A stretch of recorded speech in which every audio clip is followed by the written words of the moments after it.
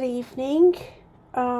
It's kind of early in the morning in the East Coast.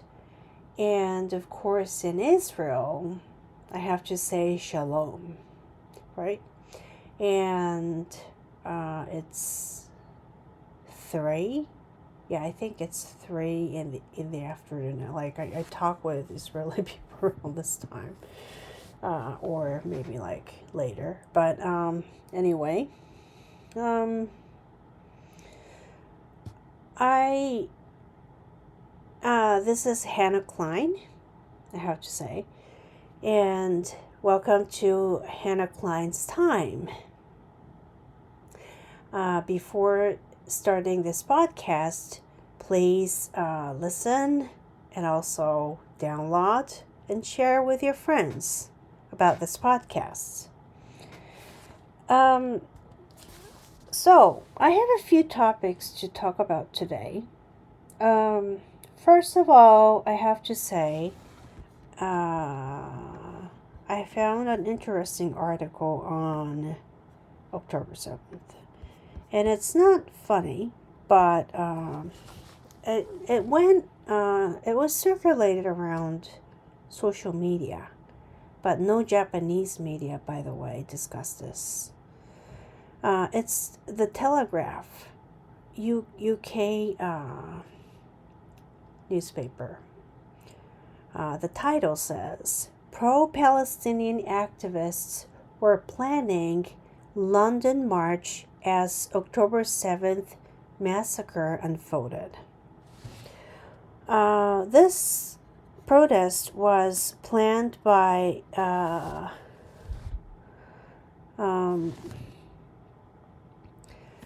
Palestinian Solidarity Campaign organizer.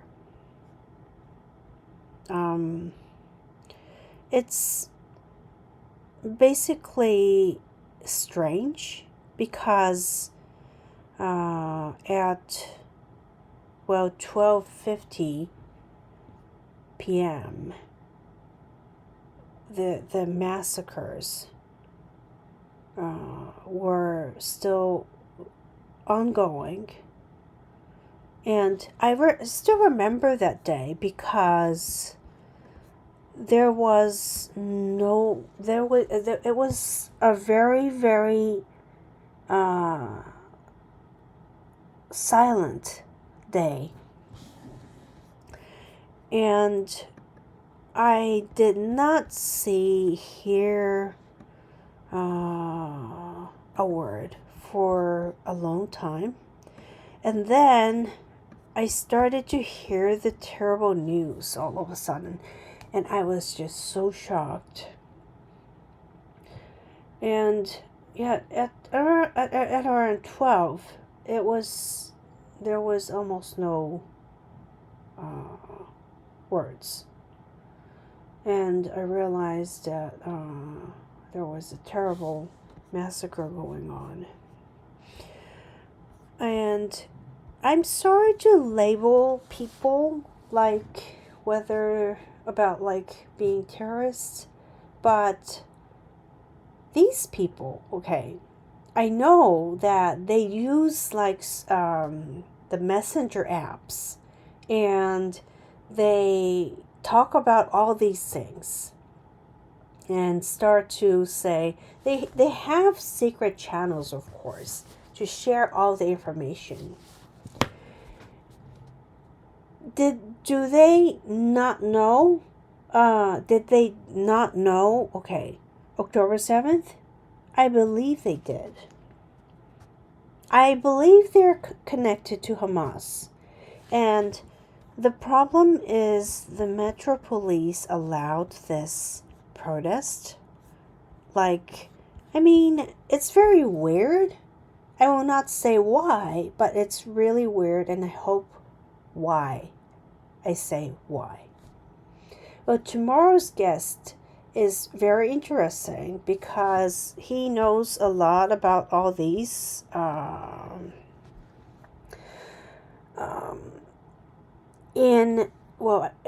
have to say injustice. Tomorrow's guest, David Atherton, is going to tell me about the young women, like 10, 11, 12, 13, those women getting raped by organized crime members to rape and also kidnap women. Yeah, that's a very common type of thing that was happening. And I have known about this, but I was just so shocked that I got to know the actual victim's friend or acquaintance. I mean, it's very devastating. And yes, it's very devastating. I'm not going to ask David just questions that he would not want to answer because of certain issues. But anyway, I hope to have a productive discussion with David tomorrow. And it's very much a good timing because Japan is facing the rape cases, but by the immigrants. And I think that there are so many rape cases by the Chinese, and I think that people should be cautious about the foreigners, because Japanese people tend not to be so cautious, and then they get into trouble. Yeah, that's the case that often get Japanese people into trouble in foreign countries or with foreigners, all those things. Yeah, it sounds that way to me. And then I actually have this. Okay, moving on.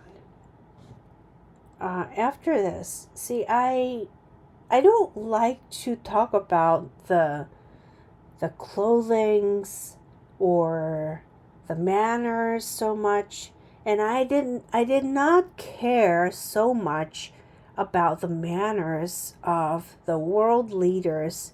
I mean, not the wordings, but the fashion. I mean, the way they dressed, the way they sat, all these things. I did not talk about it so much. But this time it's about the Prime Minister of Japan. Yeah, he was appalling in G7, and then I felt some kind of crisis when it came to meeting President Trump. It sounded like a crisis of Japan because he always sounds insensitive. Like he sounds very insensitive to the situation. He sounds very insensitive to people. Even when he is speaking in English, in Japanese to the Japanese lawmakers in the Diet, I don't know how much he cares, like, about the issues, or how much he doesn't care, actually. And this time, I do care. President Trump in the White House spoke with Prime Minister of Japan, Ishiba. And at the back, there was a picture of Prime Minister Abe.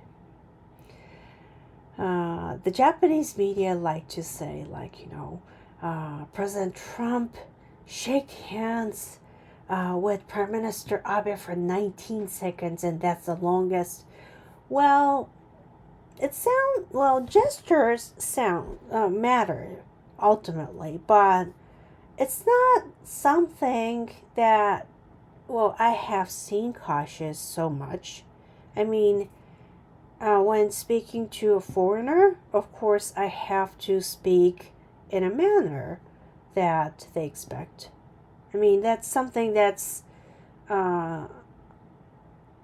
people really have to do in general, especially in the United States. Actually, these college brats like these, they think, well, we can talk in a manner as we want, all those things. Manners are very honored in the American culture in total, and it matters, especially when it comes to meeting the president of the United States. Um, uh, the first thing I would say is the way he sat. He sat with the arms on the armchair, and then he was saying, he was like, I don't know why he was like almost sliding down the chair, like, I don't know, was he falling asleep or something?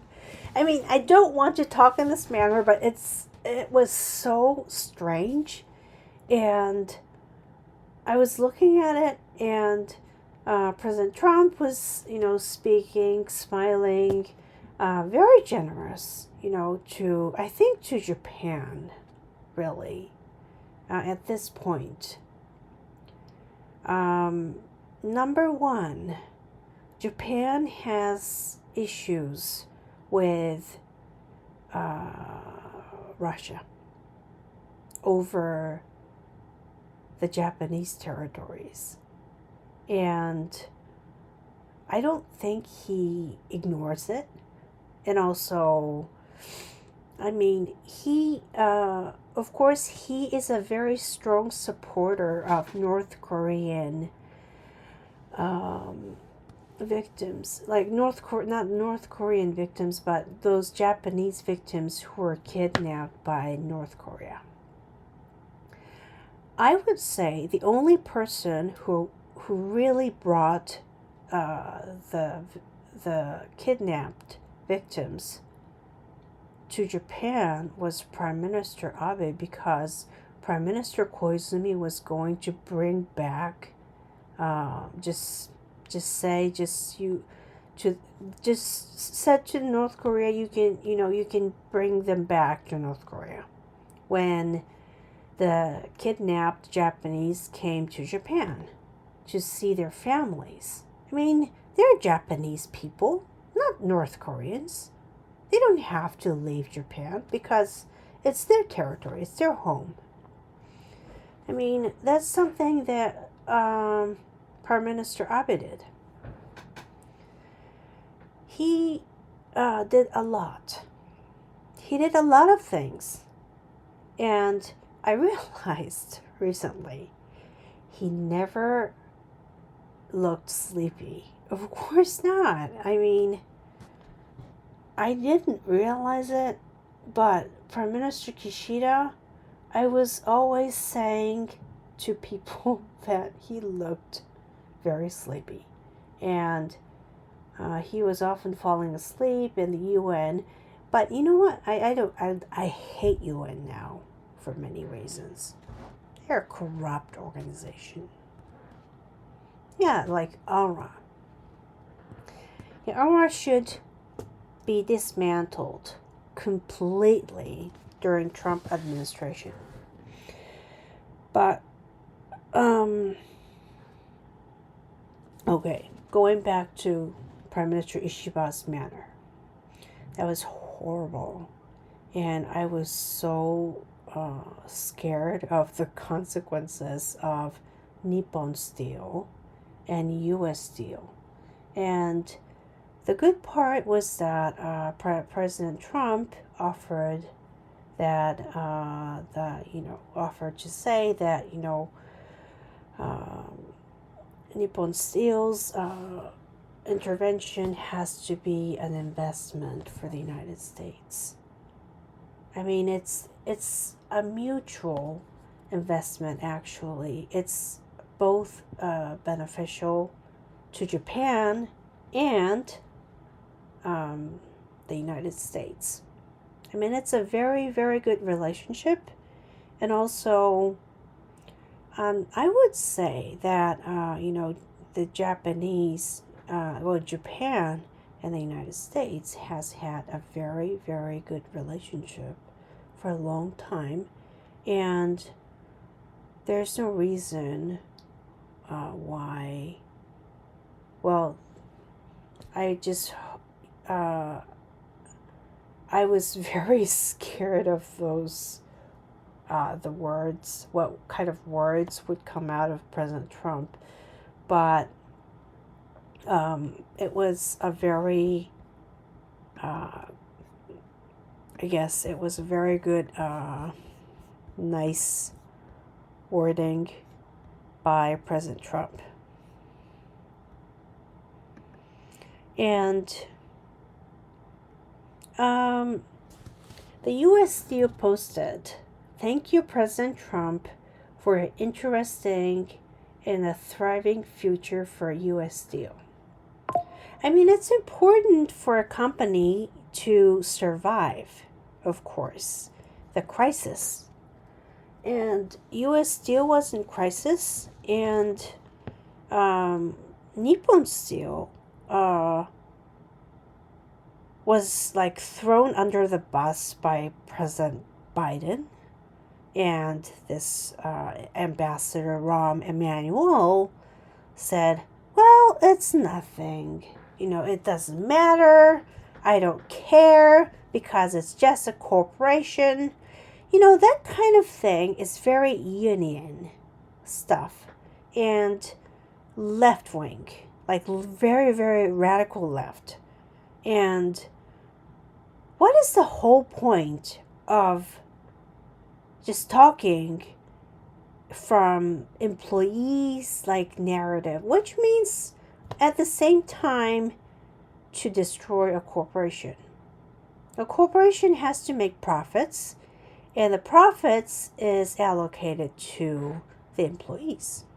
So the U.S. Steel, I hope, is going to recover, and also Nippon Steel will be investing to the United States market, which is a great thing. And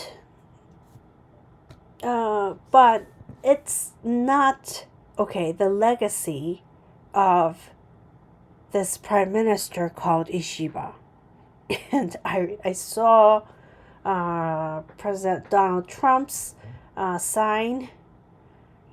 He remembers very much about Prime Minister Shinzo Abe because he cared about the United States all the time, and his grandfather did too, and he did care a lot. Like, he did care how he dressed, he did care how he acted. I mean, his English may not have been very good, but I was very impressed with what he said in the Congress. Yes, I was very impressed. And I don't care so much. Well, I do care when I train speeches or something like that. I mean, I'm asked to do it, and sometimes I do it, but most of the time I don't. But if I were to see a speech, then I would expect someone to have good manner, like bow properly, like talk to the audience, like how he look at the audience, everything, like he or she. And I ever since Prime Minister Ishiba became the prime minister, like he is like always like, I am the privileged person, something like that. He looks that way. And the media, see, look at the media. They were praising Prime Minister Ishiba, not President Trump. Actually, it was President Trump who, through words, like came up with the words. Well, not came up, but he was, he told Prime Minister Ishiba what he was thinking, what he was in mind. I mean, and he was very, I would say that he was very soft in words, meaning that he was trying to ease some tensions for Prime Minister Ishiba, but he didn't seem to understand at all. I don't know what he was doing. I mean, Prime Minister Ishiba, even though I saw him sitting there, like sometimes I just really don't understand what he's doing at all. But manners do matter.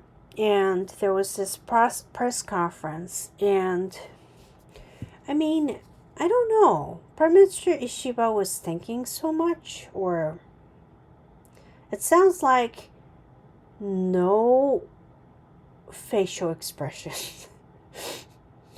It's like, what's going on? And I mean, President Trump, it's not because President Trump was talking in the superior position or something like that. I mean, he was very, very down to earth when he was speaking to the Prime Minister Ishiba.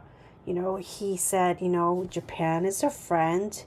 I mean, that's a very big wording, Yeah. It's a very big wording. And yes, I was very nervous, but I was very relieved at the same time because I just don't have words, but I hope that Nippon Steel makes a good, agreement with U.S. Steel as a final agreement, and things go well, really.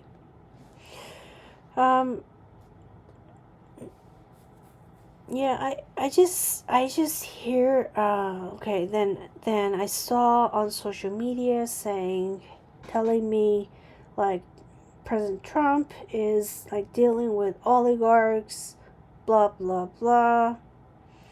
Well, I will have no comments on this, but I don't like those comments, and I hope people don't speak to me that way. Anyway, Prime Minister Ishiba was very strange from the beginning till the end. And thinking back, Prime Minister Kishida's speech in Congress, that was weird too. You know what? His facial expression was like a robot or something. Like he was not trying to tell something, and I didn't like the content of the speech at all. And the Japanese media were saying like the right wing Trump's lawmakers were not praising Prime Minister Kishida. Well, of course they don't. Because he's basically, his speech was about like, I don't care about half of the audience, but I only care about like Biden's audience. Something like that. So I mean, everybody's listening, and it's kind of weird if you speak like, I don't care about half of you, but I care about half of you, you know, something like that, really. I mean, it's really rude. So I hope that, I was appalled at Prime Minister Kishida's jokes at the same time. I mean, I I do come up with jokes when I speak with people, and I do care about who I speak, of course. And okay, like 5 minute speech, for example, A4 size, full English. I mean, it takes only like 10-15 minutes to just remember all to me. And then I start making whatever gestures, for example, if I were to make a speech. But I used to do such things. But I don't know. I don't see, like, it sounds very unnatural sometimes. Like, I do care if I sound natural or not, ultimately. But look at Prime Minister Abe. I mean, he was speaking seriously because, I mean, his English, like, pronunciation may not have been good, but the speech was very, very good. Excellent speech.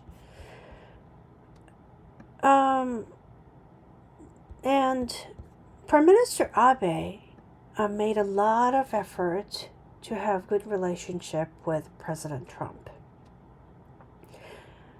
It's a very, like, his, probably, I have to say, like, it's a language in Japanese called omotenashi, with like hospitality, like, that he had in mind all the time for President Trump, because the United States is the most important ally to Japan, and the media and I will not say some, but university faculties were promoting to act against the government, like in 60s.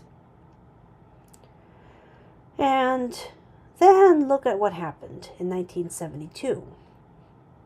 Well, before that, there was a massacre in Japan, and those convicts just all fled, well, not all, but killed a lot of people in Japan, and then fled to the Middle East. And that, the leader was called Fusako Shigenobu. I mean, that was like, she was on TBS. I heard, and I was just appalled. I don't have words on it. And in the first place, I cannot believe TBS invited her and her daughter at the same time. I mean, not together, but I just cannot believe what the daughter was saying. I mean, she of course supports Hamas. I mean, okay. Well, I was reading out our students' comments. Well, not comments, but statements about Jewish people or Israel. I was looking through a lot on the internet. I knew about UN Watch before October 7th. And it was not UN Watch that I saw, which was sent by my friends. And I told I showed the clip to some of my friends in the U.S. Army, and they were like, oh my God, something like that, like, I mean, how come, okay, people in that manner, okay, I just start to wonder, why do they want to say, I need to win the war. I need to kill Israelis. Why do they need to do that? It's not like, okay, I would like to discuss this to the very bottom with a scholar who knows, who has researched UNRWA for a long time. But I believe that, I was also sent this anti-Semitic scholars from Japan, stating a lot of things. Like, yeah, I know. Because I know some of the scholars who are like that. But anyway, I'm not them. See, and they start to think of religious principalism or something like that. I know that. I know the ideology. Like it exists in Buddhism, but it's not that. It is completely different. And actually, Colonel Ransomere's explanation was very, very fit and very interesting, very convincing. And I hope to hear actually more in detail from this scholar that I would like to speak with on my podcast. I will not talk about her, but I will just, I have her book too. And I hope to speak with her. But it is not like Buddhism. And of course, I was just wondering for a long time why I just cannot think in this manner the same way as the Japanese researchers, a lot of them. I may agree with some if I were to speak, but I don't know yet.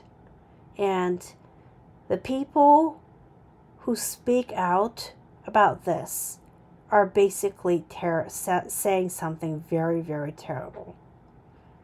And that's why the Japanese media are saying the terrible things as well. But how many times did the Japanese media talk about, by the way, the victims of October 7th? I mean, it's...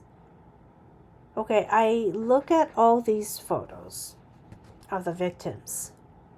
Not just Shiny Luke. I mean, Shiny Luke went through a terrifying incident.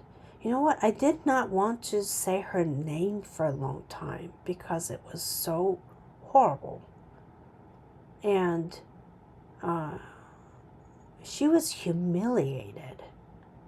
And it was not only Hamas, but a lot of Gazans participated in October 7th. And we call them innocent Palestinians. Like Japanese media are saying something like that. And they honor what? Qatar's propaganda media called Al Jazeera. Well, first they were saying the Palestinian victims reported by Gaza Health Ministry.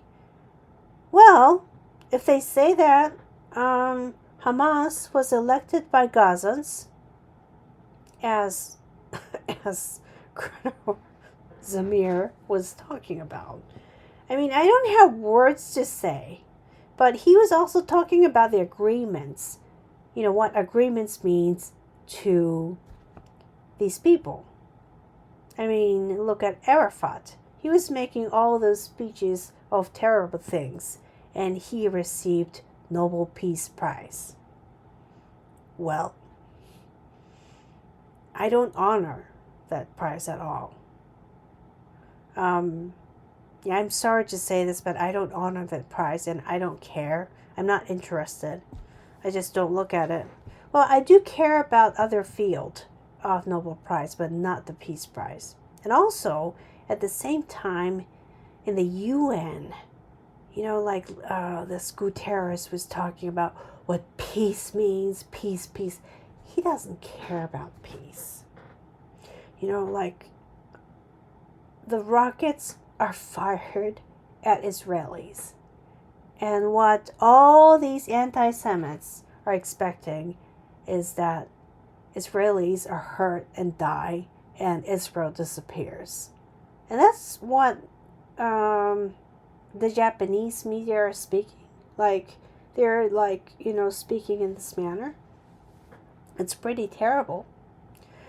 And I finally read a paper from Hudson Institute in Japanese. A researcher wrote it there, a fellow researcher. It's just a part of what I see. But, it was a little better than the media, the Japanese media. But, it's not only just the pregnant woman's stomach cut open alive and the babies were taken out. The women were raped in a terrible manner that we cannot express. And we, meaning common sense human, to maybe the media, it may be interesting, but I don't think it's interesting. And tomorrow's topic is going to be about rape. I wrote about it on my blog. If you want to read it, just go on to my homepage and read it. But I'm not sure if he will be speaking about the people by name, but some women are just silenced, and it's not right. I don't think it's right. These rapists are systematically raping women on purpose. And there are imams, okay, in the West saying, well, women, the white women don't dress properly, and that's why they're raped. It's the same as October 7th. Why do they have to tell how the women should be dressed? They must never tell such a thing. Especially imam, who speaks to people, and they're doing it online, preaching to the public. And see, look at all these men, watching all these crazy preachings. You have the right to rape women if women are not dressed in the manner as Imam says. This is just crazy and scary consequences that women have to face. And all these women, they don't have to care such things. They're not supposed to have to care. But now, there are so many imams in the West, in the United States as well. I heard just something terrible what one imam was saying about Israelis or Jewish people. And I was just so disgusted, and I don't have words of it. But you know what? I would like to ask Japanese journalists if they actually see all these terrible things and still they say it. Well, tomorrow's guest David Atherton. I mean, it's his time to speak, and I would like to discuss with him a lot of. Well, he will be speaking for about like 90 minutes as usual. For myself, I usually talk about like 30 minutes, but I would like to speak for 90 minutes in case I'm inviting the guests. Well, I want to have 90 minutes. But anyway, I hope that